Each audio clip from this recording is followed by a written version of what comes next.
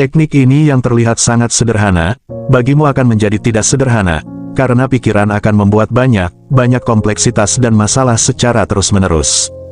Beberapa hari yang lalu, seorang pria datang kepadaku dan berkata, "Aku sedang mencoba metode meditasmu, tapi katakan padaku, dari kitab mana metode ini diberikan? Jika engkau dapat meyakinkanku bahwa ini diberikan dari kitab suci agamaku, maka akan menjadi lebih mudah bagiku untuk melakukannya." Memangnya kenapa ini menjadi mudah baginya untuk melakukan jika hal ini tertulis di kitab sucinya? Karena dengan demikian akan membuat pikiran tidak menciptakan masalah. Kemudian pikiran berkata, "Oke, ini memang untuk kita, maka lakukanlah." Jika hal ini tidak tertulis di kitab manapun, kemudian pikirannya berkata, "Apa yang engkau lakukan?" Pikiran pun menentang metode ini. Aku menjawab, "Engkau telah melakukan metode ini selama 3 bulan. Apa yang engkau rasakan?" Dia bilang, "Luar biasa. Aku merasa sangat baik. Tapi katakan padaku, apakah kitabku mengakui hal ini?" Apa yang dirasakannya dianggapnya bukanlah sebuah pengakuan sama sekali. Ia mengatakan, "Aku merasa luar biasa. Aku menjadi lebih tenang, lebih damai, lebih mengasihi. Aku merasa luar biasa." Hanya saja baginya, pengalaman yang ia rasakan bukanlah sebuah jawaban. Pikirannya meminta sebuah jawaban dari masa lalu. Aku katakan padanya, "Metode ini tidak tertulis di dalam kitabmu. Bahkan, hal yang bertentangan dengan metode inilah yang banyak tertulis di dalamnya." Wajahnya kemudian menjadi sedih, dan kemudian ia berkata, "Maka tidak akan mudah bagiku untuk melakukannya dan melanjutkannya." Kenapa ia tidak mempertimbangkan pengalamannya sendiri? Masa lalu, pengkondisian, pikiran, yang terus-menerus membentuk dan menghancurkan kehadiranmu di saat ini. Jadi ingatlah, dan waspadalah. Jadilah skeptis dan ragukan pikiranmu. Jangan percaya padanya. Jika engkau bisa memperoleh pendewasaan dengan tidak mempercayai pikiranmu, saat itulah teknik ini akan terasa mudah dan bermanfaat. Teknik ini akan membawa mukjizat, ya teknik bisa mendatangkan mukjizat. Teknik ini, metode ini tidak dapat dipahami dengan pendekatan yang intelek. Aku telah mencoba hal yang mustahil ini, lalu kenapa aku melakukannya? Jika memang tidak dapat dipahami dengan logika, lalu kenapa aku berbicara denganmu? Teknik yang tidak dapat dipahami dengan logika, tapi tidak ada cara lain untuk membuatmu menyadari adanya suatu teknik yang akan mengubah hidupmu secara total. Engkau hanya bisa memahami hanya dengan logika, dan inilah masalahnya. Engkau tidak dapat mengerti hal lainnya, engkau hanya dapat memahami hanya hal yang logis. Dan teknik ini tidak dapat dipahami secara logis, lalu bagaimana cara menyampaikannya? Dengan membuatmu mampu untuk mengerti tanpa menghadirkan logika, atau menemukan cara agar teknik ini dapat dibuat secara logis agar dapat mudah dimengerti. Pilihan kedua itu mustahil, tapi cara pertama dapat dilakukan. Engkau akan memulainya dengan pendekatan intelektual, tapi jangan berpegangan dengannya. Ketika aku katakan, lakukan, cobalah lakukan. Jika sesuatu mulai terjadi padamu, maka engkau akan dapat mengesampingkan logikamu dan menjangkauku secara langsung tanpa memerlukan logika, tanpa usaha lebih, tanpa perwakilan. Tapi mulailah lakukan sesuatu. Kita dapat berbicara selama bertahun-tahun, pikiranmu dapat dijejali dengan banyak hal, tapi hal itu tidak dapat membantu apa-apa. Bisa jadi malah akan mengganggumu karena engkau akan mulai mengetahui banyak hal. Dan jika engkau mengetahui banyak hal, engkau akan menjadi bingung. Tidaklah baik mengetahui banyak hal. Lebih baik tahu sedikit dan mulai mempraktekkannya. Satu teknik saja dapat membantu, sesuatu yang dilakukan selalu dapat membantu. Lalu apa yang sulit bagimu untuk melakukannya? Jauh di lubuk hatimu ada rasa takut. Takut jika engkau melakukannya, maka sesuatu akan berhenti terjadi, itulah rasa takut. Memang terlihat sebagai sebuah paradoks, tapi aku telah bertemu dengan terlalu banyak orang, yang berpikir mereka ingin berubah. Mereka mengatakan mereka membutuhkan meditasi, mereka bertanya untuk transformasi yang mendalam, tapi di dalam hati mereka sebenarnya mereka takut. Mereka mendua, pikirannya bercabang. Mereka selalu bertanya apa yang sebaiknya mereka lakukan, tapi tidak pernah melakukannya. Lalu kenapa mereka terus bertanya? Hanya untuk menipu dirinya bahwa mereka tertarik untuk mengubah dirinya sendiri. Itulah kenapa mereka terus bertanya. Ini memberikan mereka sebuah topeng, penampilan luar seakan mereka itu benar-benar ingin mengubah dirinya sendiri. Itulah kenapa ketika mereka bertanya, pergilah temui guru ini dan itu, temukan, cobalah, tapi mereka tidak pernah melakukan apapun. Di dalam hatinya mereka itu takut. Erich Fromm telah menulis sebuah buku, Takut akan Kebebasan, Fear of Freedom. Dari judulnya saja terlihat sangat bertolak belakang. Semua orang berpikir mereka menyukai kebebasan, semua orang berpikir bahwa mereka mendambakan kebebasan, dari dunia ini, dan juga di dunia sana. Kami ingin moksa pembebasan, kami ingin terbebas dari segala keterbatasan, dari perbudakan. Kami ingin bebas secara total, itu yang mereka katakan. Tapi Erich Fromm mengatakan bahwa manusia sebenarnya takut akan kebebasan. Kita menginginkannya, kita selalu mengatakan bahwa kita menginginkannya, kita terus-menerus meyakinkan diri kita bahwa itu yang kita inginkan, tapi jauh di lubuk hati kita takut akan kebebasan. Kita tidak ingin itu. Kenapa? Ada apa dengan dualitas ini? Kebebasan menciptakan rasa takut dan meditasi memungkinkan pembebasan yang terdalam. Tidak hanya terbebaskan dari keterbatasan dari luar, tapi engkau pun terbebas dari perbudakan dari dalam, dari pikiran, sumber dari perbudakan. Engkau terbebaskan dari masa lalu. Pada saat engkau tidak terikat dengan pikiran, masa lalu pun menghilang. Engkau telah melampaui sejarah, tanpa masyarakat, tanpa agama, tanpa kitab suci, tanpa tradisi, karena itu semua hanya ada di dalam pikiran. Saat ini tidak ada masa lalu, tidak ada masa depan, karena masa lalu dan masa depan adalah bagian dari pikiran, sebuah ingatan dan imajinasi. Maka disinilah engkau berada, saat ini di waktu ini.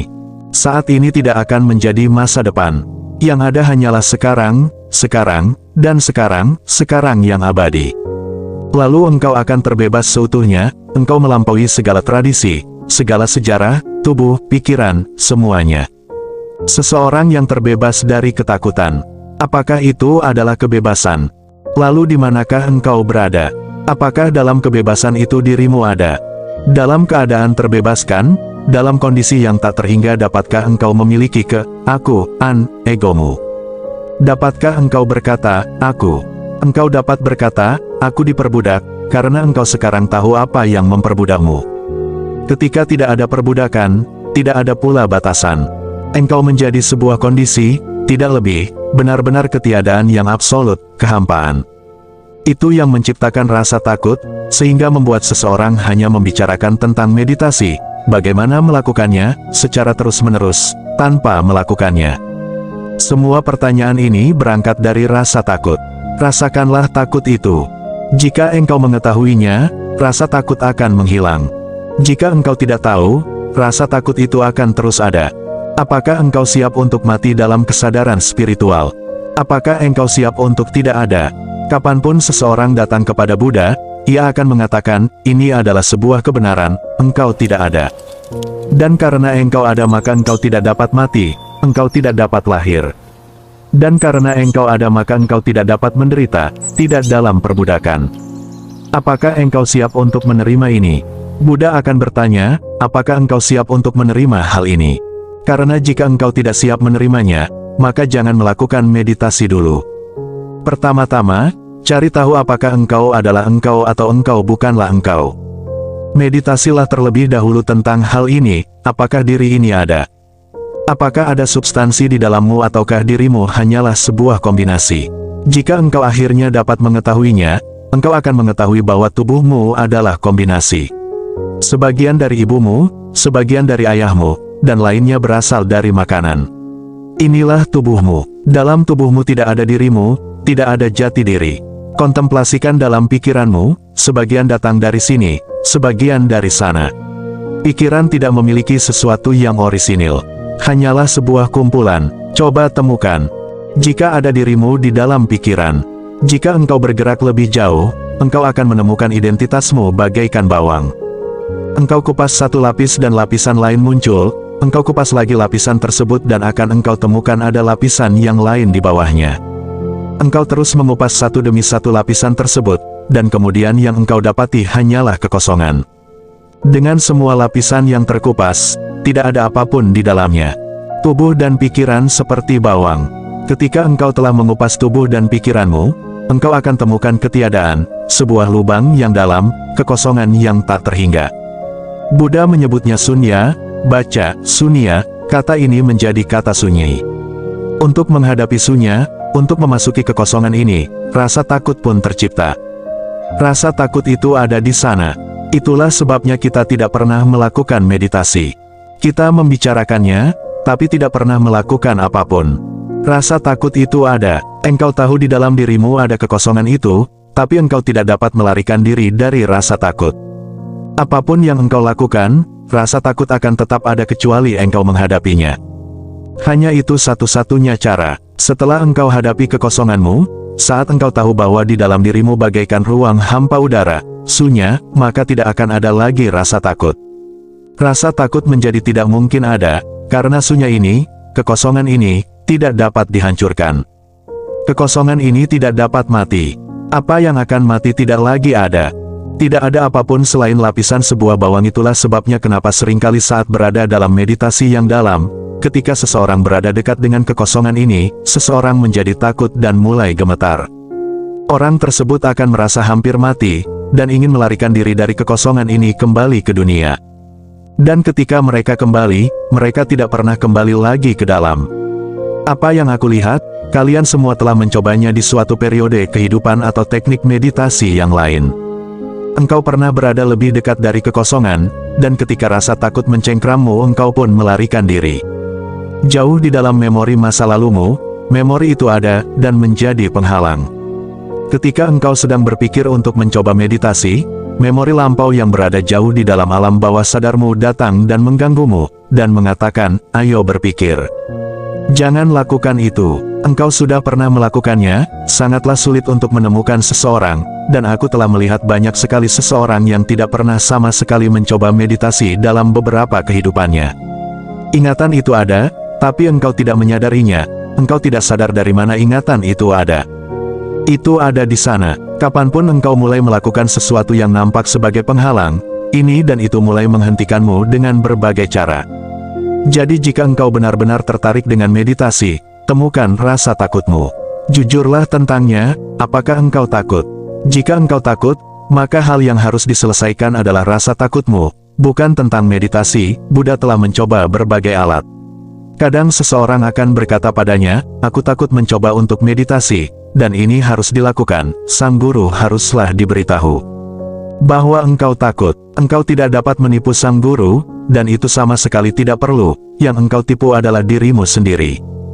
Jadi kapanpun seseorang mengatakan, aku takut untuk meditasi, Buddha akan mengatakan, engkau telah memenuhi syarat utama, dan jika engkau mengatakan pada dirimu bahwa engkau takut untuk melakukan meditasi, maka sesuatu akan menjadi mungkin. Maka sesuatu akan mungkin terjadi karena engkau telah mengetahui hal yang penting. Lalu apa itu rasa takut? Meditasilah. Lakukan dan gali lebih jauh dari mana rasa takut itu datang, apa penyebabnya.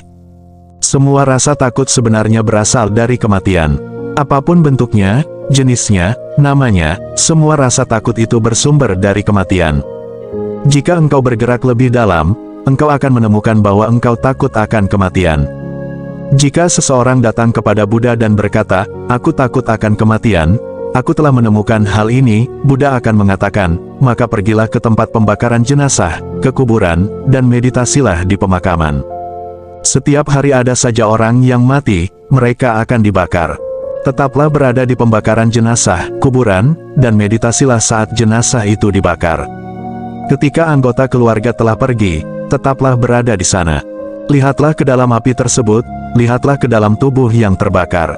Ketika semuanya menjadi asap, lihatlah lebih jauh. Jangan berpikir. Lakukan selama 3, 6, atau 9 bulan, dan ketika engkau yakin bahwa kematian tidak dapat dihindari. Ketika hal tersebut menjadi kepastian yang mutlak bahwa kematian adalah bagian dari kehidupan. Bahwa kematian sudah tersurat dan akan terjadi, tidak ada jalan keluar dan engkau sudah berada di dalamnya, maka datanglah kepadaku, setelah meditasi tentang kematian, setelah melihatnya setiap hari, siang dan malam, melihat jenazah dibakar, hilang menjadi abu, hanya ada asap dan kemudian menghilang. Setelah meditasi selama berbulan-bulan, sebuah kepastian akan muncul, kepastian bahwa kematian itu tidak dapat dihindari.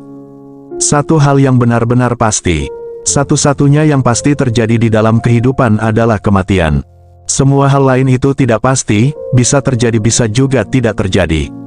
Tapi engkau tidak dapat mengatakan bahwa kematian bisa terjadi atau tidak. Pasti, itu pasti terjadi. Dan sudah terjadi. Saat engkau memasuki kehidupan, saat itulah engkau memasuki kematian.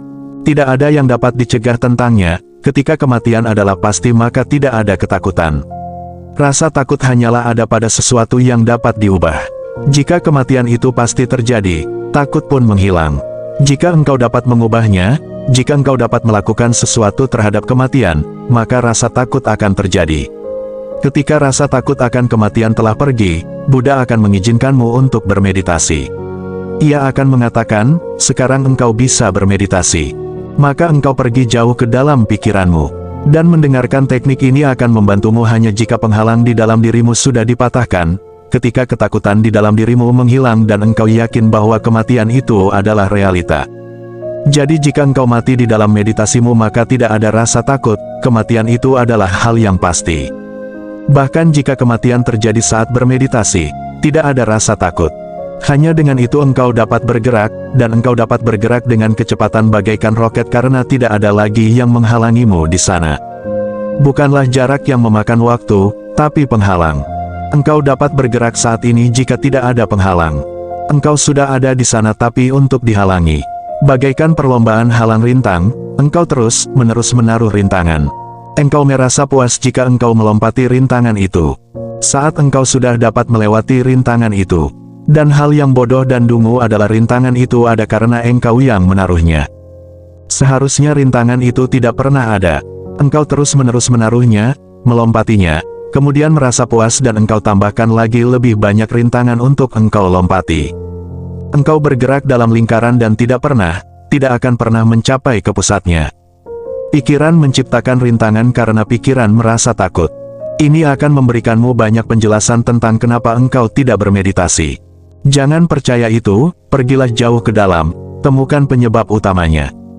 Kenapa seseorang selalu membicarakan tentang makanan tapi tidak pernah memakannya? Apa masalahnya? Orang ini sepertinya gila. Seseorang membicarakan tentang cinta namun tidak pernah mencintai, seseorang membicarakan tentang hal lain dan tidak pernah melakukannya. Membicarakannya bagaikan sebuah obsesi, menjadi sebuah keharusan. Seseorang melakukannya, dan menganggap berbicara adalah sebuah tindakan. Dengan berbicara engkau merasa engkau telah melakukan sesuatu, maka engkau merasa tenang. Setidaknya engkau telah melakukan sesuatu, paling tidak membicarakannya, paling tidak membaca buku, dan paling tidak mendengarkan. Ini bukanlah tindakan, ini adalah tipuan, jangan terjatuh pada jebakan ini. Aku akan membicarakan tentang 112 metode tidak untuk menyuapi pikiranmu, tidak untuk membuatmu lebih tahu, tidak juga untuk sekedar memberikan informasi. Aku tidak sedang mencoba untuk menjadikanmu seorang cendekiawan. Aku bicara di sini untuk memberikanmu sebuah metode yang dapat mengubah hidupmu. Jadi apapun metode yang menarik untukmu, jangan bicarakan, lakukan saja. Diam dan lakukan. Pikiranmu akan menanyakan banyak hal. Cobalah untuk bertanya dalam dirimu sendiri sebelum bertanya padaku. Tanyakan jauh di dalam dirimu sendiri sebelumnya apakah pertanyaan tersebut benar-benar penting atau itu hanya pikiranmu yang mencoba untuk menipumu. Lakukan, kemudian bertanya, maka pertanyaanmu menjadi praktis. Dan aku tahu pertanyaan mana yang ditanyakan saat melakukannya dan mana yang hanya untuk memuaskan rasa penasaran, hanya dengan logika. Jadi lagi dan lagi aku tidak akan menjawab pertanyaan intelektualmu sama sekali. Lakukanlah sesuatu, maka pertanyaanmu akan menjadi penting. Pertanyaan yang mengatakan, latihan ini sangat mudah, tidak akan ditanyakan ketika sudah mencoba. Ini tidak mudah. Pada akhirnya aku harus mengatakannya lagi, engkau sudah yang sejati, kebenaran, yang hakiki. Hanya perlu dibangunkan engkau tidak kemana-mana. Engkau pergi ke dalam dirimu sendiri, dan perjalanan ini sangat mungkin dilakukan saat ini. Jika engkau dapat mengenyampingkan pikiranmu, engkau dapat memasukinya saat ini. Sekarang juga teknik ini diberikan untuk mengenyampingkan pikiranmu. Teknik ini bukan untuk meditasi, tapi untuk menghilangkan pikiran. Ketika pikiran sudah tidak ada, engkau pun juga. Aku pikir cukup untuk hari ini, atau bahkan lebih dari cukup.